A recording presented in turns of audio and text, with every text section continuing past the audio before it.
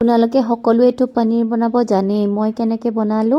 এইটোৱে অকণমান শ্বেয়াৰ কৰোঁ আপোনালোকৰ ওচৰত ফাৰ্ষ্টতে মই গাখীৰখিনি ভালকৈ বইল কৰি লৈছোঁ অকণমান বইল হোৱাৰ পিছত মই তাতে দি দিছোঁ অলপ ভিনেগাৰ দি পেলাই গোটেই গাখীৰখিনি ফটাই লৈছোঁ এয়া দেখিছেনে পুৰা ফাটি গৈছে ফাটি যোৱাৰ পিছত সেইখিনি অলপ ঠাণ্ডা হ'বলৈ দিলোঁ ঠাণ্ডা হোৱাৰ পিছত এখন কোমল কাপোৰ লৈ তাতে অলপকৈ এনেকৈ বাকি পানীটো উলিয়াই মানে চানাখিনি এনেকৈ ৰাখি থৈ দিছোঁ আৰু গোটেই ৰাতিটো মই এনেকৈ এটা ওজন থকা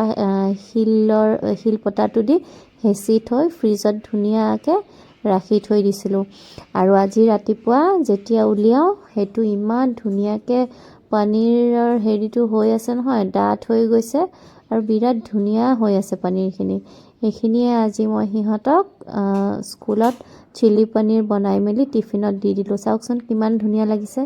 আপোনালোকেও এনেকৈ বনাইনে জনাবচোন কমেণ্টত বাই বাই